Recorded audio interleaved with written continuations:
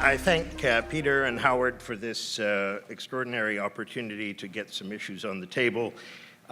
Peter was actually being sarcastic about me being the optimist, since I'm here to deliver a wake-up call in my area of interest, which is evidence-based decision-making and the quality of our data. There is no link between my concern for our future and my promoting a planetarium for Toronto with space-based planetarium. Those of you who are interested in the planetarium for Toronto can talk to me later, but there's no truth to the rumor that it's linked to my wish that we have a better idea of the planets that we might need to move to if we don't make the reforms necessary that we've heard all day long. My specialty during 30 years in government, then in consultancy, is looking under the hood, how key official data is derived and interpreted. I found that critical deficiencies changed or have the capacity to change conclusions and policy. Many deficiencies remain unaddressed, opaque to users, even to other statisticians.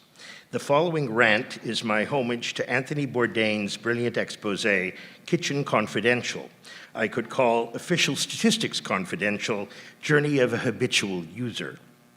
Remarks draw on my work for APEC, Asia Pacific Economic Cooperation, senior officials in Santiago, Chile, on measurement of the digital economy, and the C.D. Howe Institute intelligence memo on accuracy of trade and output measures, amongst past research.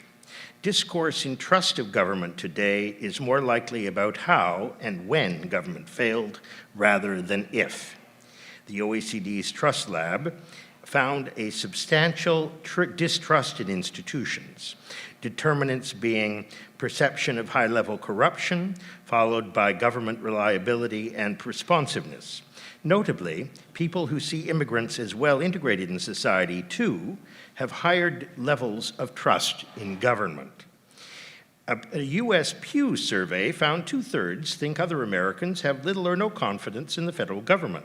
Strikingly, 46% of young adults are in the low trust group, a significant higher share than older adults. Greater mistrust was found among Hispanics and Blacks, no surprise there. A 2017 Edelman poll found a widening gap in trust between informed and uninformed Canadians.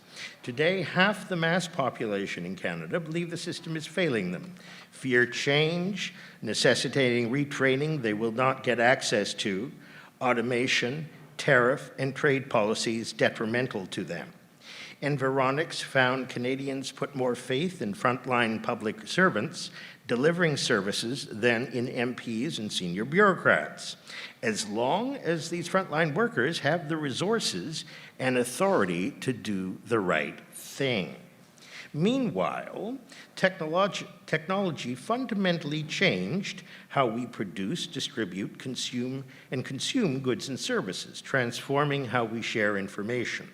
The need of government to collect and use data to make informed decisions is lost in debates about requirements to secure permission to collect it and share it. Politicians curry favor with voters, saying we need protection from government, further undermining public trust, constraining collection of data needed for evidence-based decisions. The exception, backlash to Treasury Board President Tony Clement, challenging Statistics Canada's long-form census, did not extend to other critical data we rely on. Through decades of other cuts, Statistics Canada was weak, mobilizing stakeholders to defend its data collection, nor, I assert, nimble enough to adapt to the changing marketplace for information. This is not to say, of course, that government should not have oversight to ensure personal and proprietary information is not used inappropriately. Misuse should be stopped and offenders punished. In sharing data with other departments for policy analysis, improper use, requiring negotiating info-sharing agreements between departments, or requiring separate agencies to independently request and collect data, creating barriers to access and adding to costs and government inefficiency. So too is having these issues mediated by external agencies, an Access Commissioner and Privacy Commissioner. Does the Access Commissioner assess the needs of the users of official data? Critical data remains uncollected for policymaking. The restrictions on sharing also inhibit peer review in aid of quality improvement, enhanced service delivery, and policymaking. Government has less accurate, timely, and less disaggregated data. My recent research discovered critical border data is not available to policymakers because of these very challenges. My conference paper, which will follow this conference, will have further details. Do and should Privacy Act drafters weigh the impact on the capacity of government to make evidence-based decisions or any regulatory burden implications?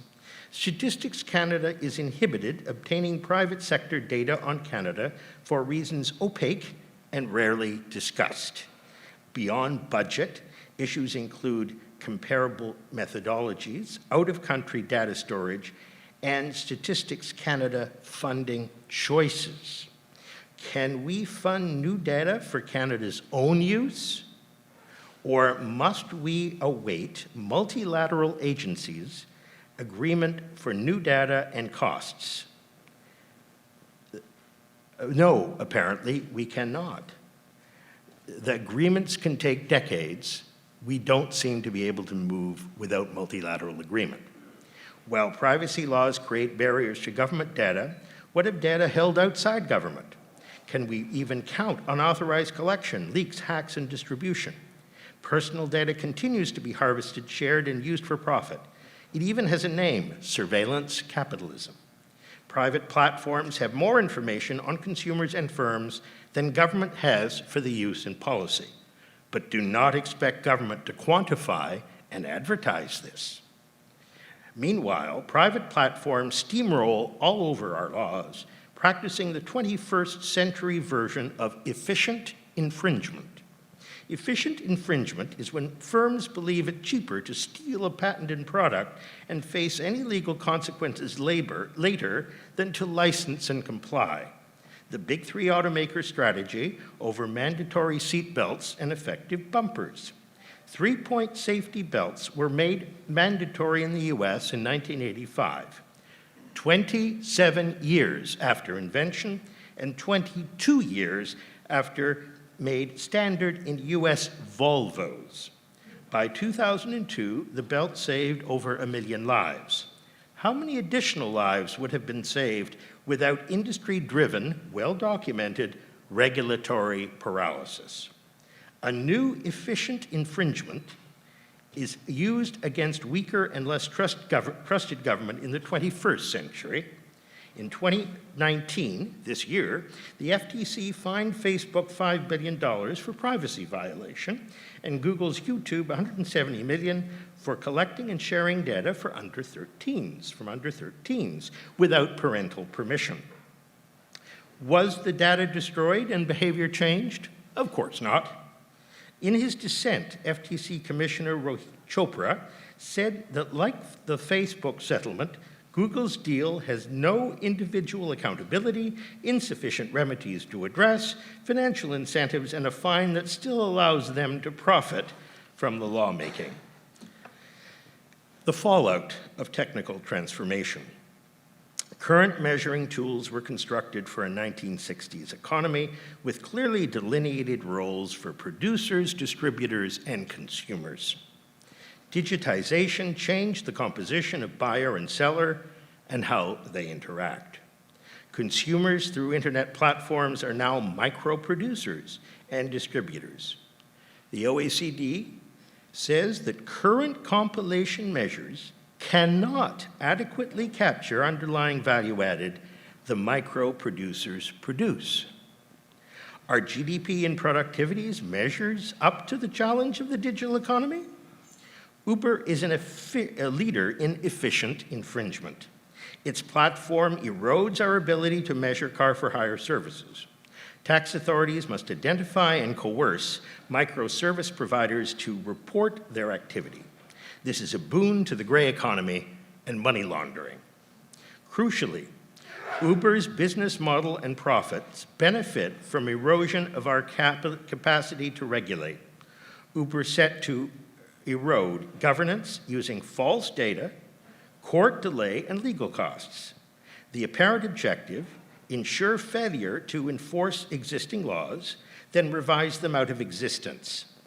Ensuring failure, they destroyed equal rights of taxi license holders and rolled back customer and labor protection, disproportionately impacting immigrant communities. This data guy asks how much disruption would have been mitigated if we were not reliant on Uber's own data.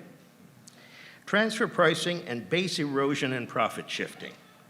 Now the eyes start to tear up here.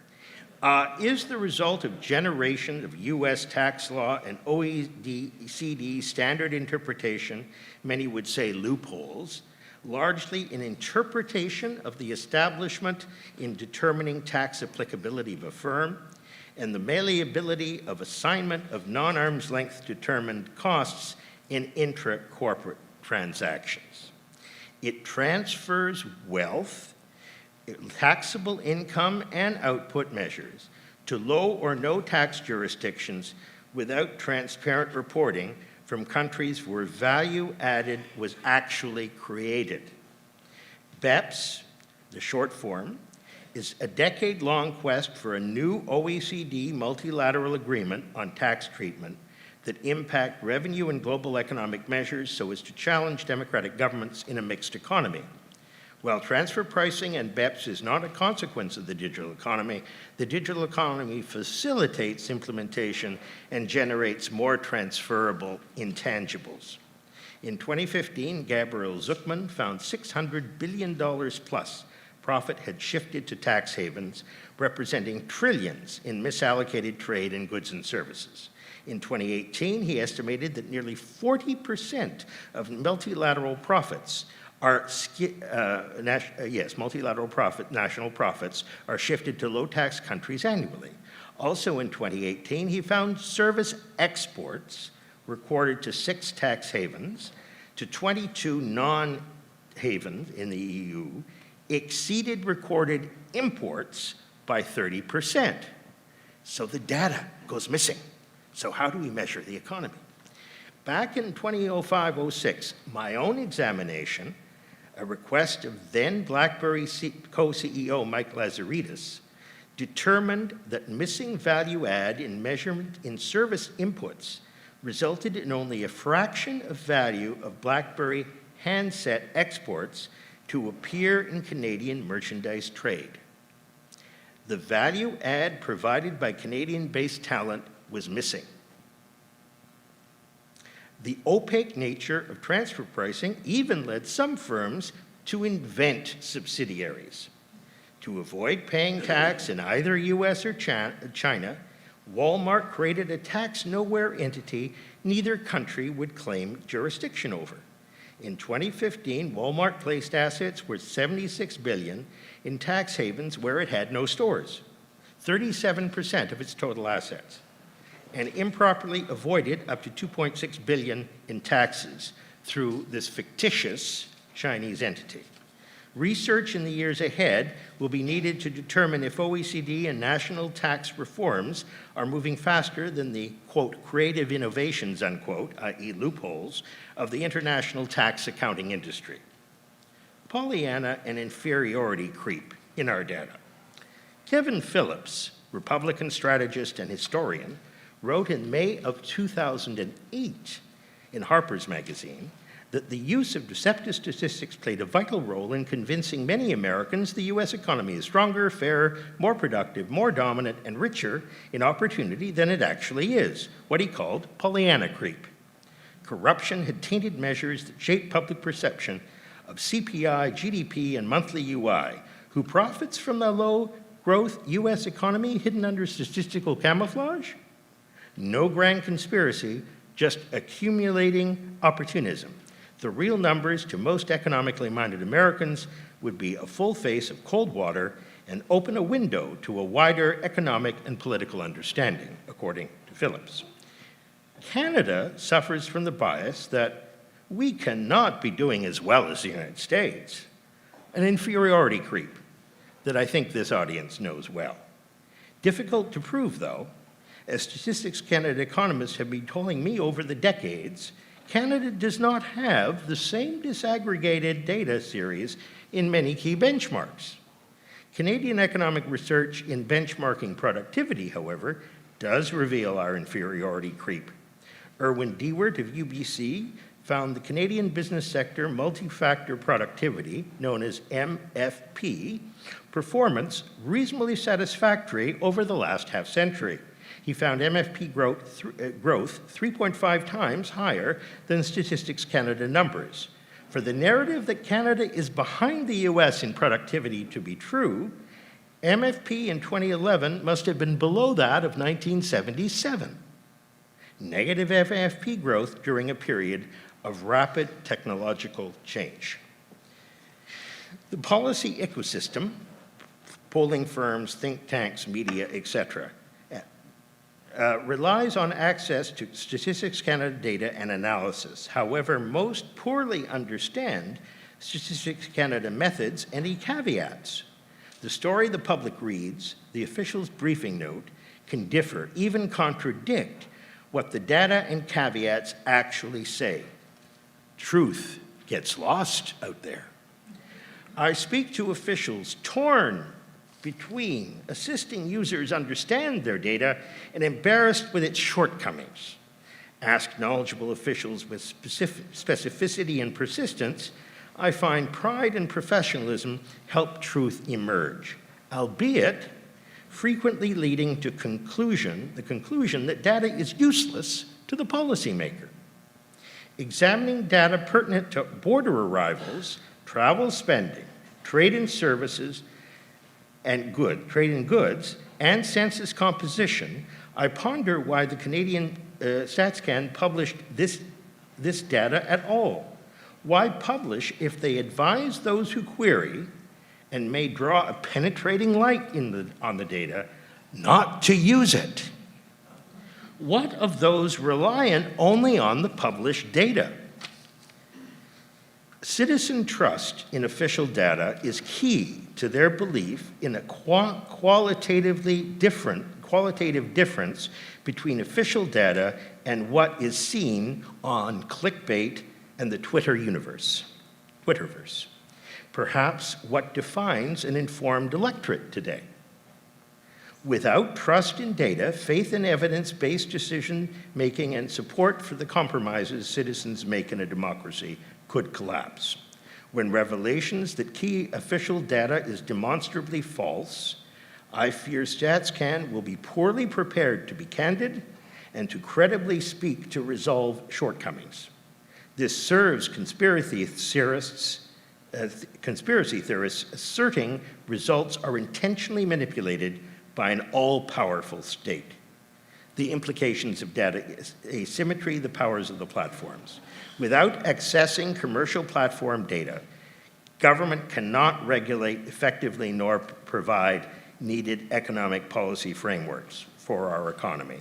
Privacy law and the courts are being used to handcuff government data collection, but motive, chill in the government, and cost to scale the barriers leaves scant paper trail. Such constraints limit our understanding of foreign influence in critical sectors of the economy that are key to tracking effectiveness of our money laundering laws. Who benefits from the legal challenges to government data access? Much additional research is needed. Laws are not protecting private information held outside government. Technology used by platforms or hackers moves around or outpaces the law. Today, your toaster can spy on you, but it's not the state listening. There are many who seek an expose, have people rise up, institutions dismantled, in the belief that a better world will emerge in its place.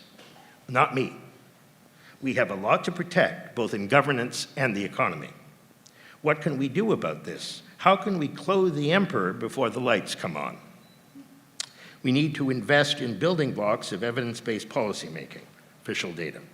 Review and revise privacy laws to properly account for needs of measurement and analysis in policymaking, not just service delivery. Shift the burden of proof for the need for data, especially where data has already been acquired in private platforms. Revise procedures and facilitate government agencies to share data and reduce regulatory costs associated with separately reacquiring data from the source. Reestablish effective user committees to advise StatsCan and Treasury Board on their needs and priorities, and to nurture diverse sources, better respond to technological change, and generate an open dialogue. The new Canadian Statistical Advisory Council mandate and membership is wholly insufficient. I appreciate this opportunity. I hope this stimulates debate to explore the specifics and their implications on policy in greater detail, and I welcome any questions for elaboration. Thank you very much.